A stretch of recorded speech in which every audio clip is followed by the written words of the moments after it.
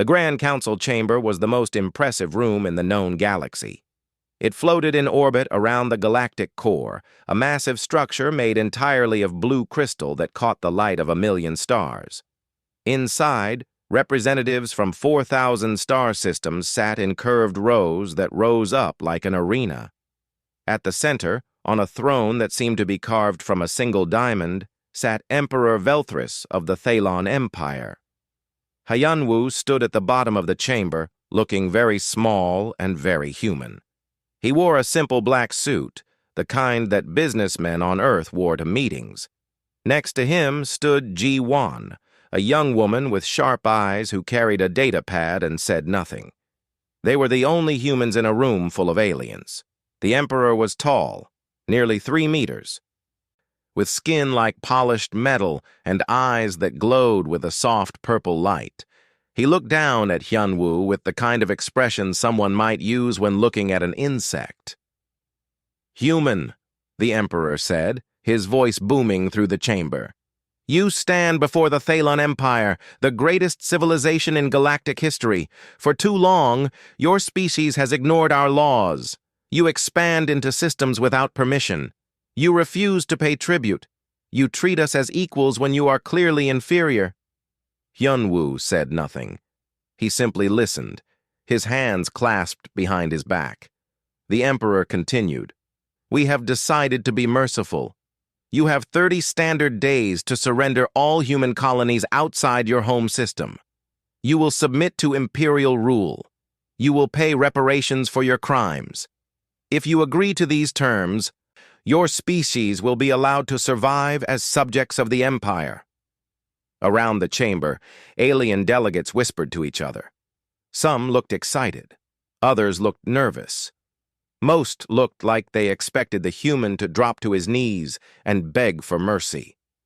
High Commander Kixtal, the military leader of the Thalon forces, stepped forward. He was even larger than the Emperor, covered in armor that hummed with energy. "We have assembled 300 warships," he announced, "the finest fleet ever created. If you refuse, we will burn every human world to ash. Your choice is simple: submit or die." The chamber fell silent. Everyone waited for the human response. Hyunwoo reached into his coat pocket. Several guards moved forward, hands on their weapons, but Hyunwoo pulled out nothing dangerous. He pulled out a newspaper. It was actual paper, folded and slightly worn. In a galaxy where everyone used holographic displays and quantum data streams, the newspaper looked ancient and strange. Hyunwoo unfolded it carefully, the paper crinkling in the silent chamber. Then he laughed. It was not a nervous laugh or a polite laugh. It was genuine amusement, the kind of laugh someone makes when they hear a really good joke. The sound echoed through the crystal chamber, loud and very human. The Emperor's glowing eyes narrowed. "You dare mock us?" Hyunwoo looked up from the newspaper, still smiling. "I'm sorry, Your Majesty, I really am. But this is remarkably poor timing on your part." He went back to reading the paper as if he were sitting in a cafe on a Sunday morning. The chamber erupted.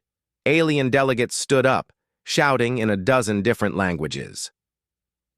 The guards raised their weapons. High Commander Kixtal took an angry step forward. "Silence!" The Emperor's voice cut through the noise like a blade. Everyone froze. The Emperor stood up from his throne, and when he did, the entire chamber seemed to darken.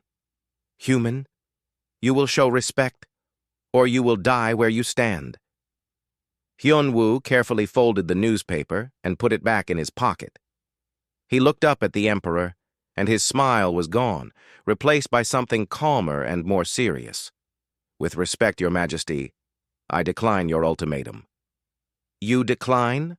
The Emperor's voice was soft now, which somehow made it more frightening. "Yes. Humanity will not surrender its colonies. We will not submit to imperial rule. We will not pay tribute to a government we do not recognize." Hyunwoo's voice was steady and clear. "Your terms are rejected." For a moment, nobody moved. Nobody breathed. The Emperor stared down at the human, and the human stared back without fear. Then the Emperor smiled, showing teeth like knives. "So be it. High Commander, you have your orders. Humanity has chosen extinction." Kixtal bowed. "It will be done, my Emperor. Within one cycle, the human species will be erased from the galaxy." Hyunwoo turned to leave. Jiwon fell into step beside him. As they walked toward the chamber doors, the Emperor called out one more time. "Human, before you die, tell me, why did you laugh?" Hyunwoo stopped. He looked back over his shoulder at the Emperor, at the High Commander, at the 4,000 alien delegates who watched him with curiosity and contempt. "Because," Hyunwoo said quietly, "you should have read the news before you started a war." Then he and Jiwon walked out of the Grand Council chamber. The massive crystal doors closed behind them with a sound like thunder. As they walked down the empty corridor toward their ship, Jiwon finally spoke. "Do you think they suspect?" Hyunwoo shook his head. "They're too arrogant to suspect anything. They think we're primitives playing at civilization. They have no idea what's waiting for them." "The colonies are ready?" "The colonies have been ready for 15 years, ever since the Thalon Empire first insulted Ambassador Park and told us to know our place." Hyunwoo pulled out the newspaper again and looked at the headline, "Defense stocks soar on anticipated conflict." They think we're unprepared. They think we're weak. They're about to learn that humans have been preparing for this war since before most of their commanders were born. Ji-won allowed herself a small smile. "Should we warn them?" "No," Hyunwoo said. "Let them come. Let them bring their 300 warships and their ancient traditions and their certainty that they'll win because they've always won." He tucked the newspaper away. "War isn't about who has the most ships. It's about who prepared better, and we've been preparing for a very long time." Behind them, in the Grand Council chamber, the Emperor was already ordering his fleets to move. High Commander Kixtal was selecting targets. The alien delegates were sending messages to their homeworlds about the foolish humans who had chosen death over submission. None of them noticed that Hyunwoo had been smiling. None of them wondered why a diplomat would laugh when threatened with extinction. None of them thought to ask what was in that newspaper or why a human would bring paper to the most important meeting in his species' history. They would learn soon enough. The Thalon Empire had declared war on humanity, expecting an easy victory. They were about to discover that humans had a very different kind of war in mind. The Thalon fleet moved through space like a swarm of metal predators. 300 warships, each one the size of a small city, their hulls gleaming with fresh paint and pride. High Commander Kixtal stood on the bridge of his flagship, the Eternal Glory, watching the stars stream past. "Target confirmed," his navigation officer reported.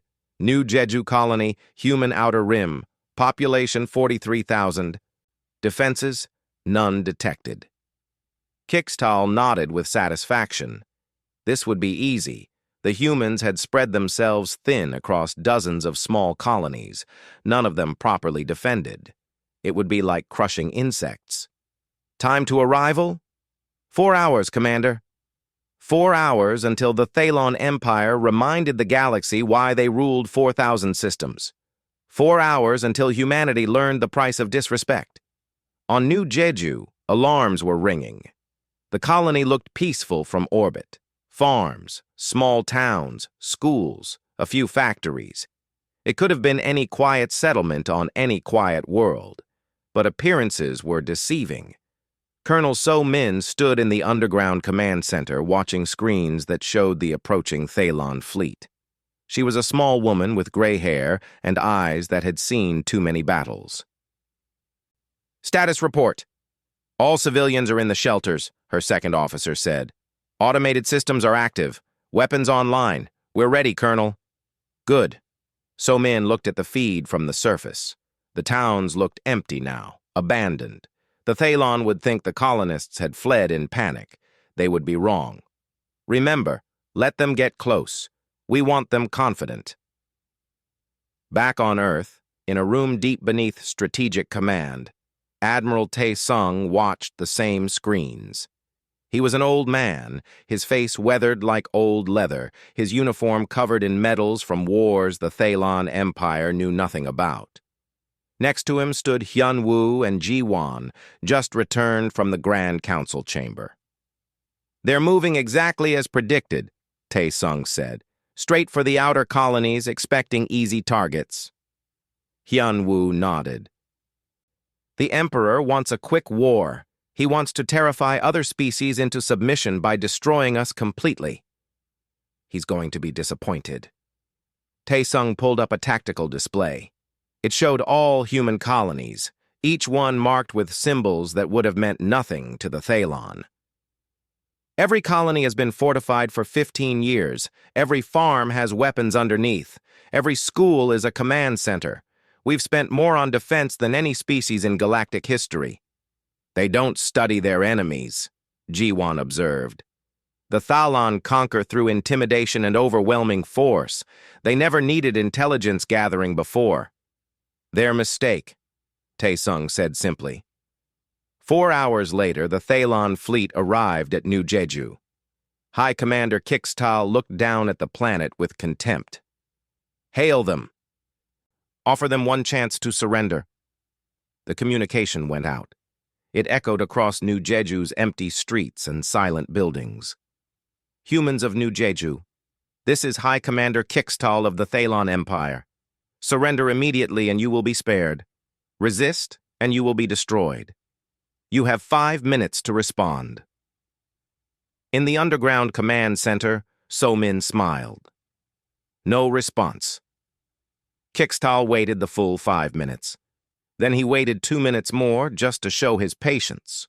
When no surrender came, he gave the order.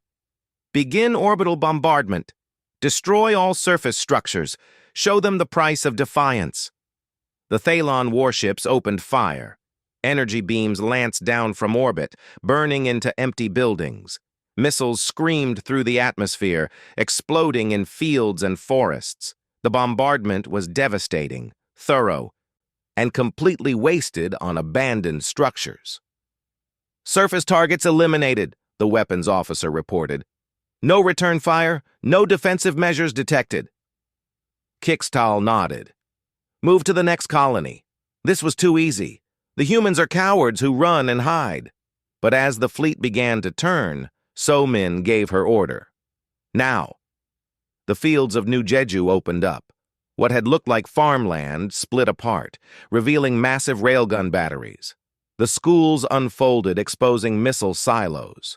The factories activated, and they were not factories at all, but military installations disguised with careful precision. The sky filled with fire. Railgun rounds traveled at a significant fraction of light speed. The Thalon ships had shields designed to stop energy weapons and slow missiles, but nobody expected kinetic projectiles moving that fast. The first ship, the Divine Hammer, simply broke apart as 6 railgun rounds punched through its hull. "Shields up!" Kixtal screamed, but the shields were already up. They just didn't matter. Missiles rose from New Jeju in waves. Not the simple explosive missiles the Thalon used, but sophisticated weapons with electronic countermeasures and AI guidance.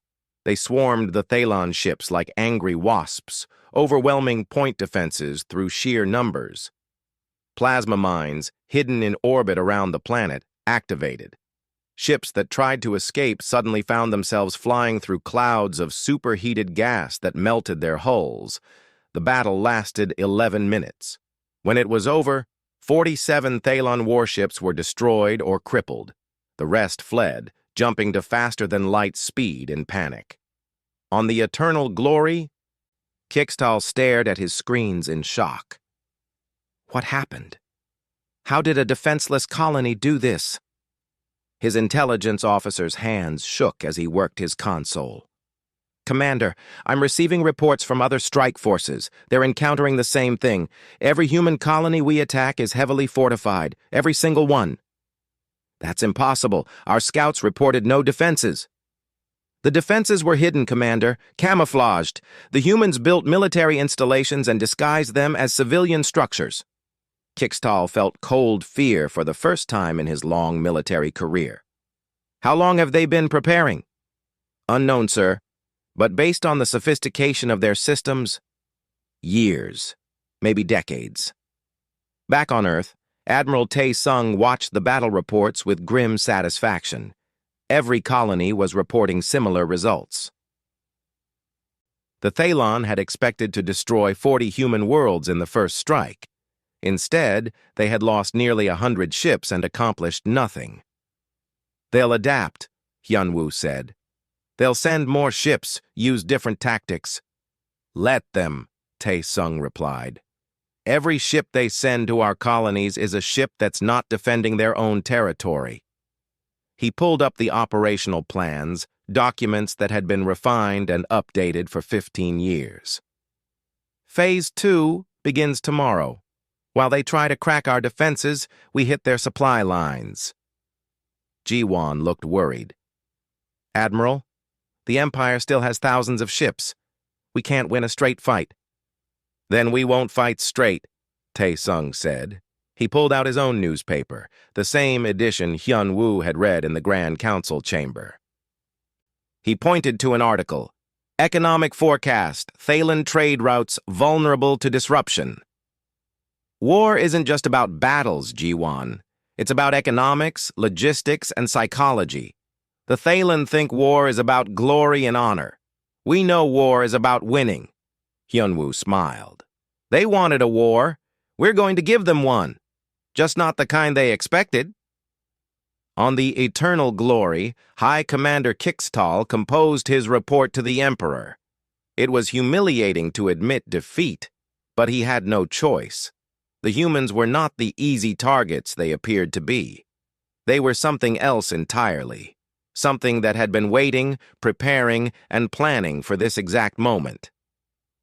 The Thalon Empire had started a war, but as Kixtal looked at the casualty reports and the tactical analyses, he began to wonder if the humans had started it long before the Emperor ever made his declaration.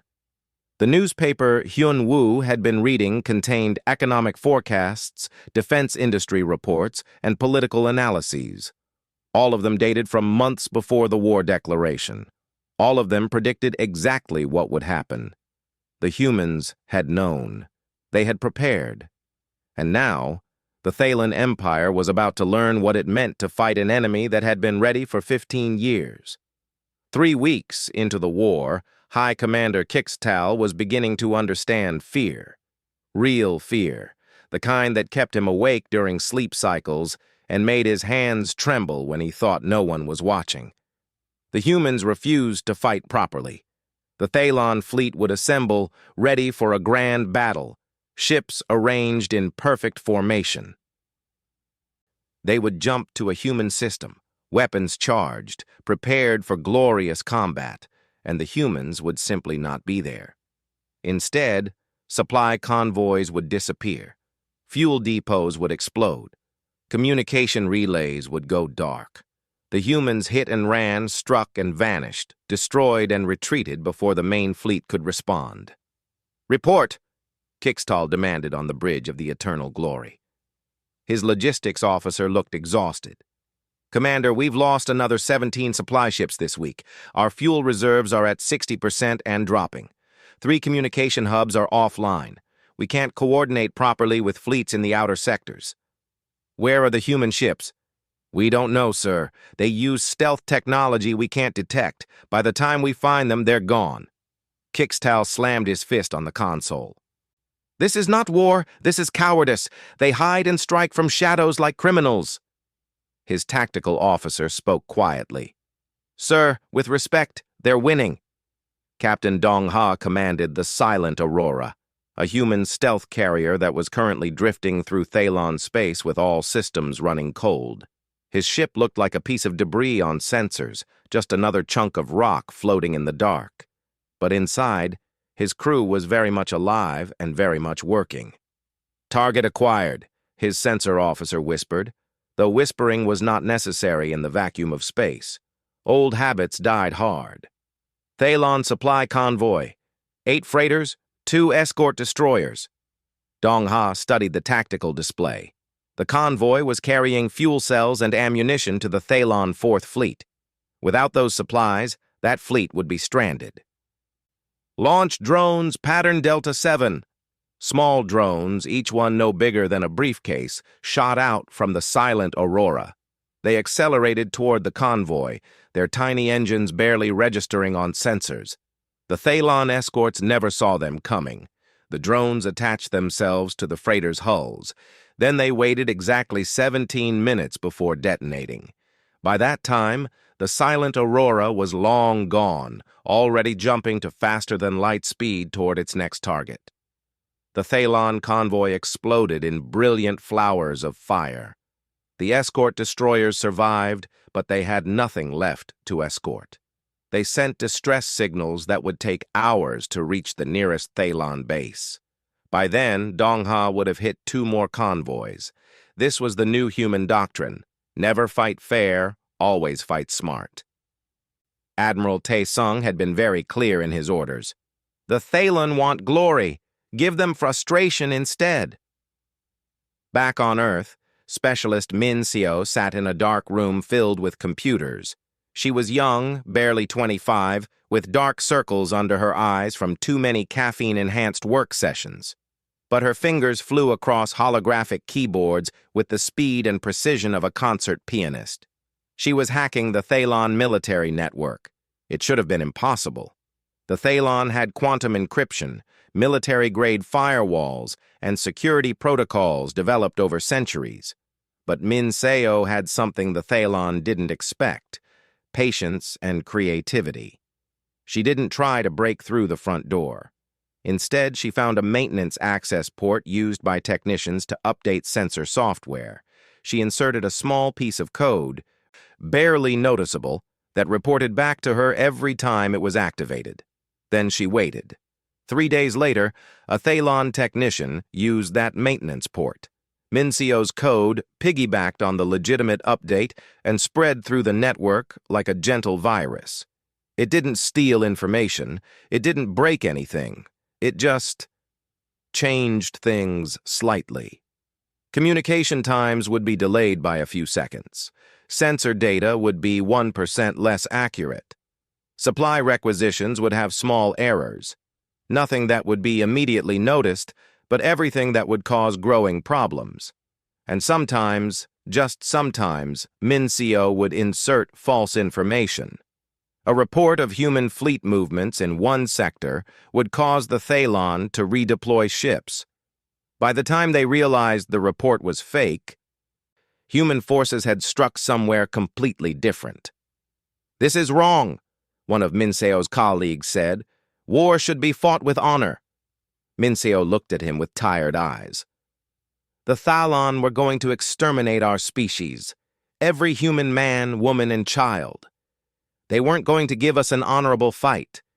They were going to burn our worlds." She turned back to her screens. "So no, we're not fighting with honor. We're fighting to survive, and we're winning." In the Grand Council chamber, Emperor Velthris was receiving reports that made his glowing eyes burn with rage. The war that was supposed to last weeks was now entering its 2nd month. The humans were still fighting. Worse, they were causing serious damage. "The humans have no fleet presence in any major sector," his intelligence minister reported. "They operate in small groups, striking supply lines and infrastructure. Our military can't engage them because they refuse to engage us." "Then hunt them down." "We've tried, Majesty. Our ships are faster, but their stealth technology is superior. By the time we detect them, they've already attacked and fled." The Emperor stood from his throne. "What about their home world? Earth? Send the entire fleet there, destroy their planet, and end this." His military advisors shifted uncomfortably. Finally, High Commander Kickstall spoke. "Majesty, we don't have enough fuel to send the entire fleet anywhere. Our supply lines are compromised. If we commit all our forces to Earth, we leave hundreds of systems undefended." "Undefended against what? The humans have no fleet. No, Majesty, but they have small strike forces everywhere. And our subject species are becoming restless. That was the real problem, though few dared say it openly. The Thalon Empire ruled through fear and overwhelming force, but that force was now scattered, chasing human ghosts across the galaxy. And the species they had conquered for centuries were starting to notice.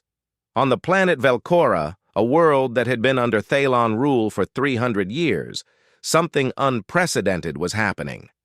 Krisa, a local resistance leader, stood in a hidden bunker and looked at the humans sitting across from her. Jiwan smiled politely. We're offering weapons, training, and technical support. When your people are ready, we'll coordinate our attacks with yours. Krisa's people looked like large cats, covered in silver fur, with intelligent green eyes. She studied the human with suspicion. Why would you help us? What do you want in return? We want allies, not subjects, Jiwan said simply. The Thalon Empire threatened to exterminate humanity.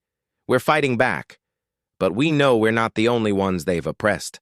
Help us fight them, and when this war is over, you'll have your independence. And if we refuse, then we part as friends and you never see us again. We're not the Thalon. We don't conquer or enslave. We're just offering a choice. Krisa was quiet for a long moment. Then she extended her paw. It was a human gesture, one she had learned specifically for this meeting. We accept your offer. Jiwan shook her paw. Welcome to the Alliance. Similar conversations were happening on 22 other worlds. Jiwan and other human diplomats moved in secret, making contact with resistance groups that had fought the Thalon for generations. They offered weapons that actually worked, training that actually helped, and most importantly, they offered respect. The Thalon had treated their conquered species as inferiors, as slaves and servants. The humans treated them as equals. That difference mattered more than any weapon. By the end of the second month, the war had changed completely. The Thalon still had more ships, more soldiers, and more territory. But they were bleeding from 1,000 small cuts. Their supply lines were chaos. Their communications were compromised. Their subject species were rebellious. And somewhere in deep space, Captain Dongha read another newspaper article that Hyunwoo had shared with all human commanders. Thalon trade routes collapse. Economic crisis looms. The article was 3 months old, written before the war even started. The humans had known. They had known the Thalon would declare war. They had known the Thalon would attack the colonies first. They had known exactly how to respond. And now, as Dongha prepared for another strike on another Thalon supply depot, he understood something the Emperor still didn't. This war was already over. The Thalon just didn't know it yet. The humans weren't trying to win glorious battles. They were destroying the Empire from within, one supply convoy at a time, one hacked communication at a time, one rebel alliance at a time. War wasn't about honor, it was about winning. And humanity had learned how to win a long time ago. 4 months into the war, the Thalon Empire was dying. Not quickly, not dramatically, but slowly and inevitably, like a tree rotting from the inside. Emperor Velthris stood in his private chambers, looking at reports that grew worse each day. 800 systems were now in open rebellion. His fleets were scattered, chasing human strike forces that vanished like smoke. His economy was collapsing as trade routes remained closed and supply chains broke down. And today, he had ordered the execution of High Commander Kickstall. The commander had been brought before the court in chains, accused of incompetence and failure. He had begged for mercy, explaining that the humans fought in ways no one had prepared for. The Emperor had not cared. Someone needed to be blamed, and Kixatal was convenient. Now a new high commander stood in his place, a younger officer named Raltek, who had won his position through political connections rather than military skill. He promised immediate victory and total destruction of the human forces. The Emperor wanted to believe him. But the reports from across the galaxy told a different story.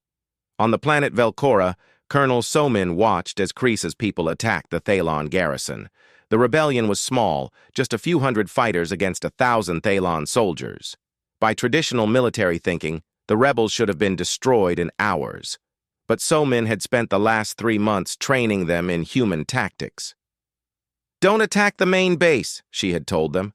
"Attack their supply depot. Make them hungry. Don't fight in open ground," she had said. "Use the cities. Use buildings. Make them come to you. Don't try to hold territory," she had explained. "Hit them and disappear. Make them afraid to patrol. Make them afraid to leave their bases." Now, Kreesa's forces struck the Thalon supply depot at dawn. They used human-made explosives, precise and powerful, that destroyed 3 months of stored food and ammunition. By the time Thalon reinforcements arrived, the rebels were gone, melted back into the civilian population. The Thalon commander ordered his troops to search every building in the city. But which buildings? There were thousands. And every time his soldiers kicked down a door, they found only frightened civilians who might or might not be hiding rebels. The search lasted 3 days and found nothing. Meanwhile, Kreesa's forces struck 2 more targets on the other side of the planet. "This is impossible," the Thalon commander reported to his superiors. "The rebels are everywhere and nowhere. They don't fight like soldiers. They fight like humans." That was the highest insult a Thalon could give. But it was also the truth. Colonel Somin smiled as she watched from a hidden observation post. "You're doing well," she told Kreesa through an encrypted communicator. "The Thalon are confused and afraid. Keep the pressure on." "We couldn't have done this without your help," Kreesa replied. "Your weapons, your training, your support." "We're allies," Somin said. "When you're free, remember that. Remember that humans fought beside you as equals, not as conquerors." Similar rebellions were erupting across the Empire. 23 species, spread across 800 systems, all rising up at once. It wasn't a coincidence. It was coordination. Ji-Wan moved from world to world, meeting with resistance leaders in secret. She brought weapons and supplies, but more importantly, she brought communication equipment. For the first time in centuries, the oppressed species of the Thalon Empire could talk to each other, share information, coordinate their actions. The Empire had ruled by keeping everyone isolated and afraid. Now, those barriers were breaking down. "The humans have given us something the Thalon never expected," one rebel leader said in a meeting of the newly formed Free Species Coalition. "They gave us hope." Ji-Wan listened to the meeting through her translator. Representatives from 24 species, all speaking different languages, all working together. It was chaotic and messy and beautiful. "We're not asking you to fight for us," Ji-Wan said when it was her turn to speak. "We're asking you to fight for yourselves, your freedom, your independence, your future. We'll support you however we can, but this is your rebellion." An old Velcoran elder spoke up. "And when the war is over, when the Thalon are defeated, will humans become the new empire?" Ji-Wan shook her head firmly.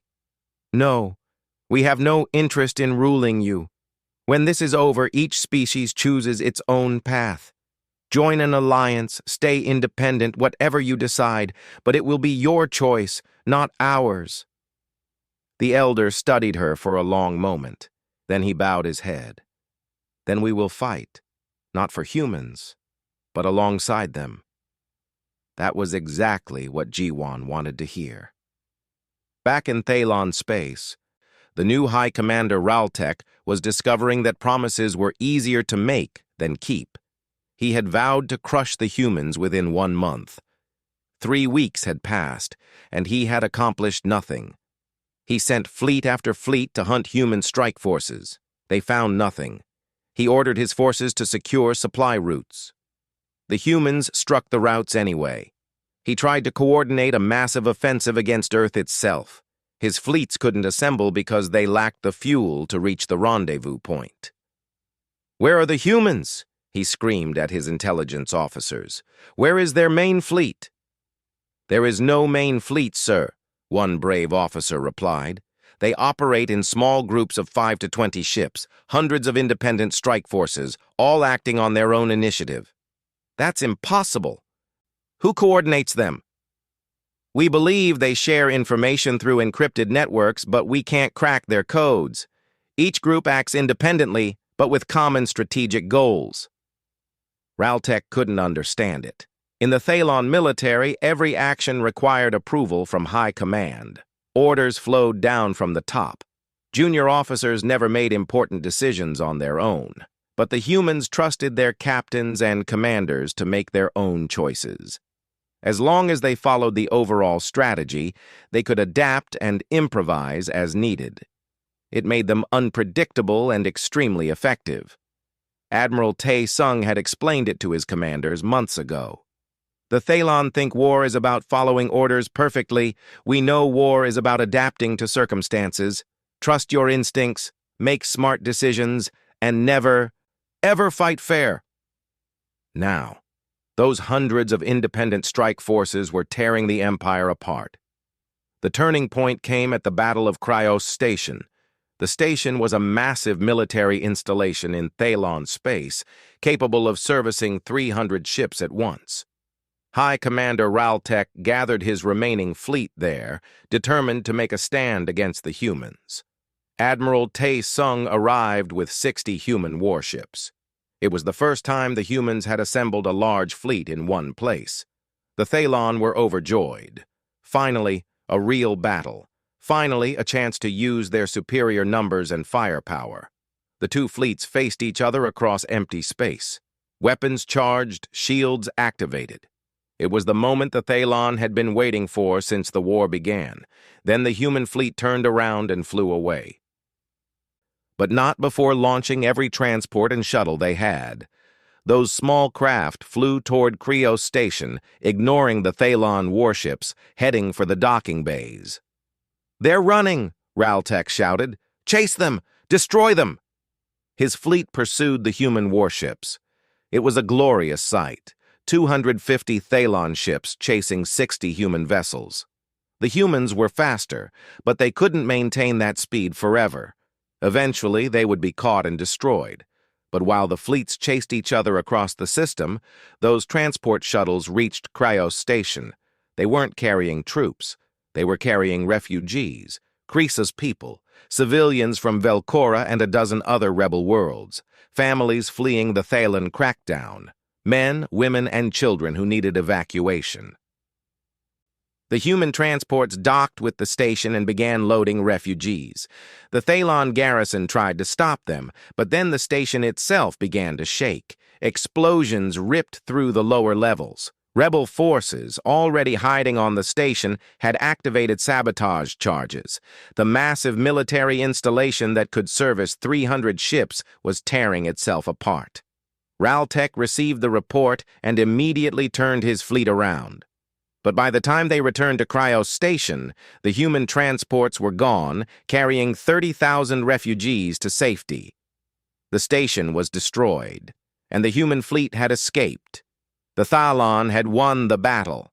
They had protected Cryos Station from the human warships, but the station was worthless rubble now, and the humans had achieved their real objective, saving civilians. That night, Emperor Velthris watched the reports and understood something that made his blood run cold. The humans weren't trying to conquer the Empire. They were trying to free everyone the Empire had ever conquered, and they were succeeding. On Earth, Hyunwoo met with the Free Species Coalition via hologram. 23 species, all represented, all working together. "The Thalon are desperate now," he said. "They'll be willing to negotiate soon. Are you ready for what comes next?" Krisa spoke for the coalition. "We're ready, but we have one question. Can we trust you? Really trust you?" Hyunwoo pulled out his worn newspaper and smiled. 15 years ago, We predicted this war. We prepared for it. But we also prepared for what comes after. He showed them another article. One he hadn't revealed before. Galactic Peace Forecast. Experts predict diplomatic revolution. We're not here to build an empire, Hyun-woo said. We're here to end one. Your freedom is the goal. Your independence is the victory. And when this is over, every species gets to choose its own future. Krisa looked at the other representatives. Then she nodded. Then we fight together until the end. The war was far from over, but the outcome was no longer in doubt. 18 months after Emperor Velthris declared war on humanity, he sat alone in his chambers and signed the surrender documents. His hands shook as he pressed his seal into the quantum-encrypted treaty. Outside his windows, he could see Thalon warships burning in orbit, destroyed by rebel forces he could no longer control. The Thalon Empire, which had ruled 4,000 systems for 8 centuries, was finished. The Grand Council chamber looked different now.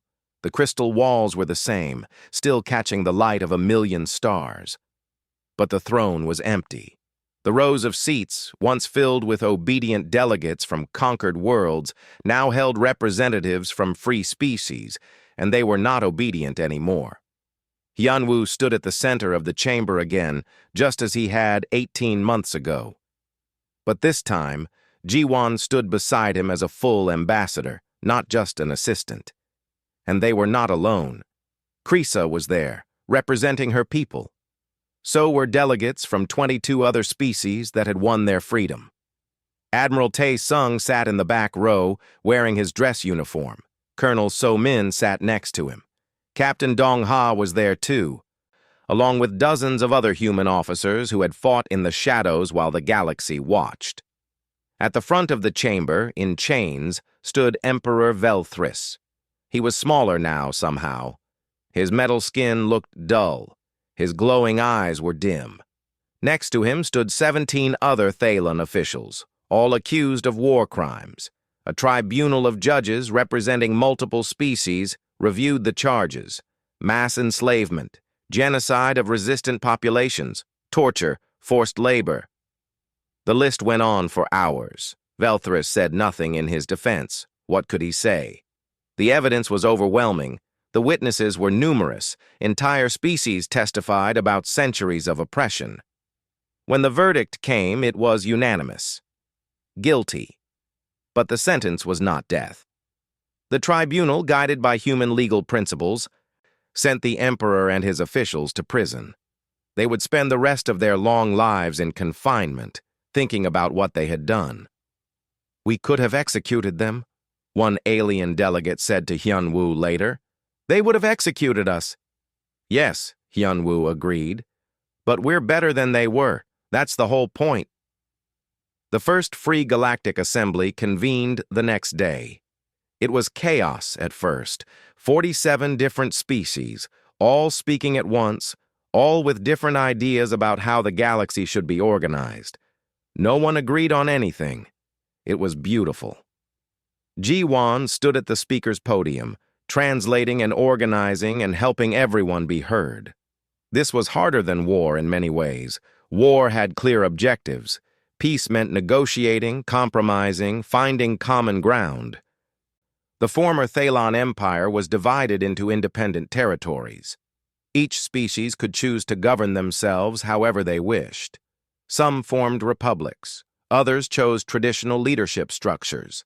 A few decided to maintain their monarchies, but with constitutions limiting power.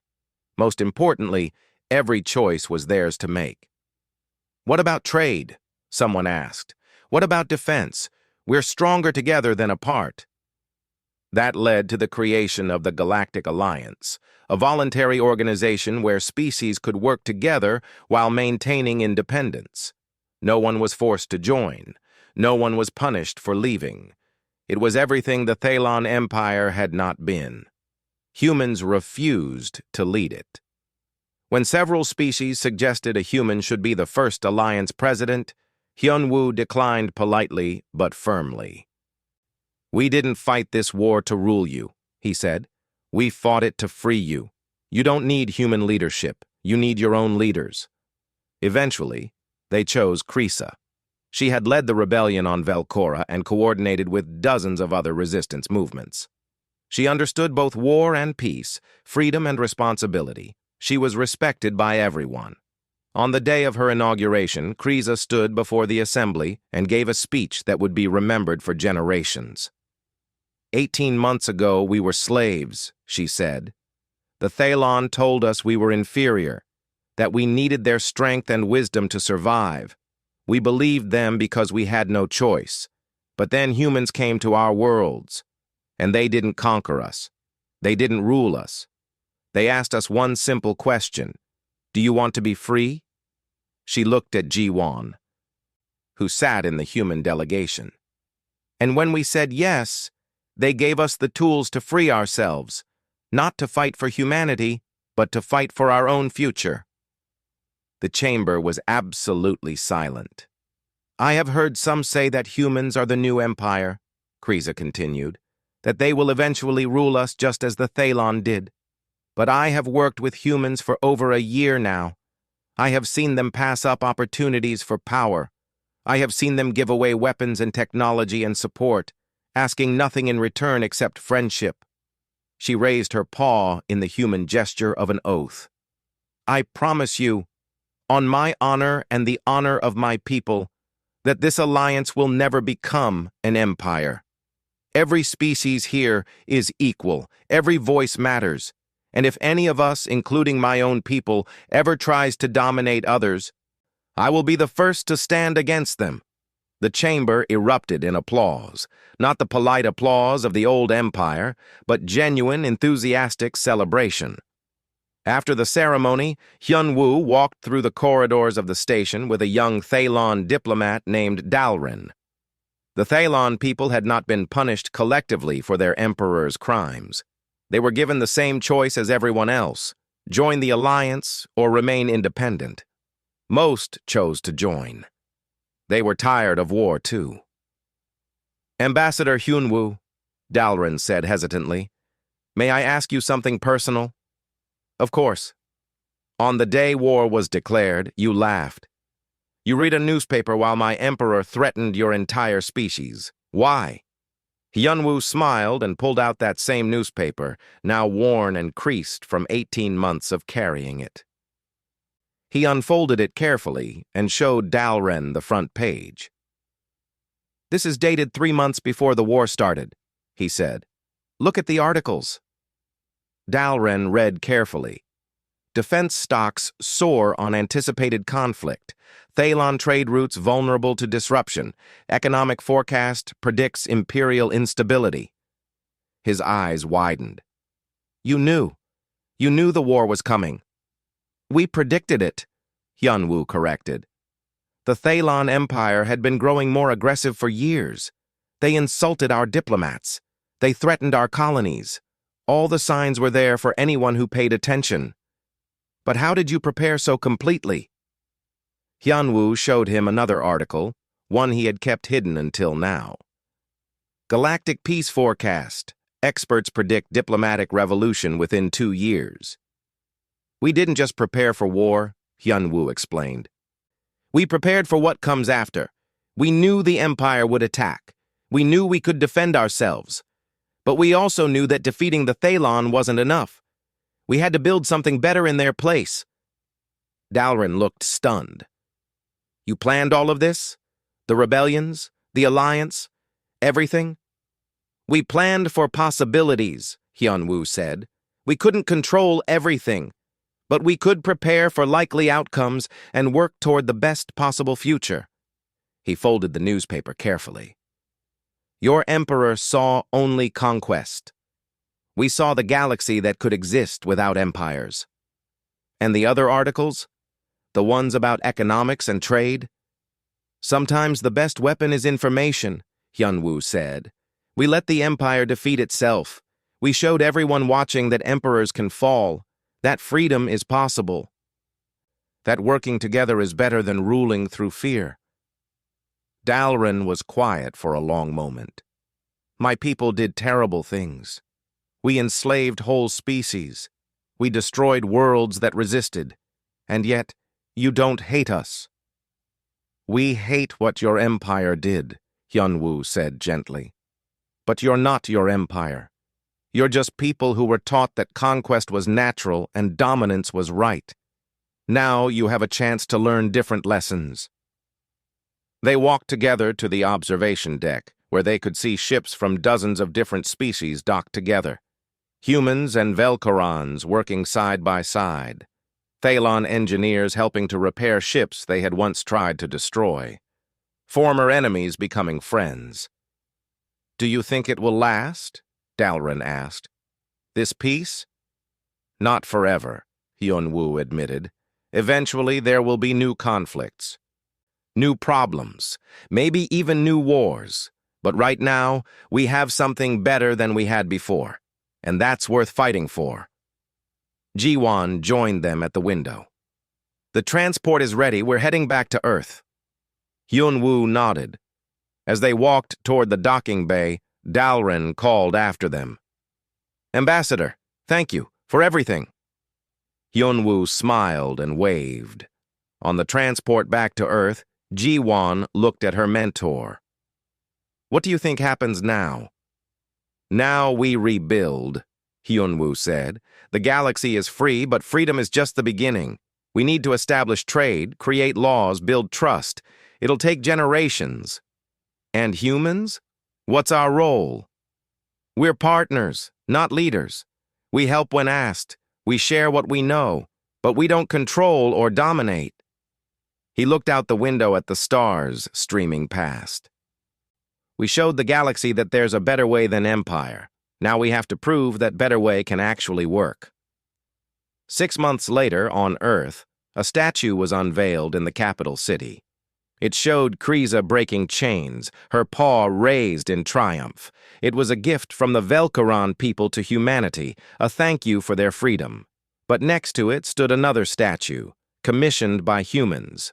It showed representatives from all 47 Alliance species standing together, equal in size and importance. Admiral Tae-sung, now retired, stood at the ceremony with Hyunwoo and Ji-won. "Think we'll see another war in our lifetime?" he asked. "Maybe," Hyunwoo said. "The galaxy is a big place. But at least now, we'll face it together." Ji-won smiled and pulled out a newspaper, fresh and new. Economic forecast. Alliance trade routes create unprecedented prosperity. Hyunwoo laughed. It was the same genuine laugh he had given in the Grand Council chamber 18 months ago. But this time, it wasn't defiance or confidence. It was joy. The galaxy had changed, not because humanity had conquered it, but because they had shown everyone that freedom was possible, that cooperation was stronger than dominance, and that even the mightiest empire could fall. And somewhere in the archives of human diplomatic history, carefully preserved, was a worn newspaper from the day the Galactic Empire declared war. A reminder that information, preparation, and hope were sometimes more powerful than any weapon. The war was over. The real work of peace was just beginning, and humanity was ready to read whatever came next.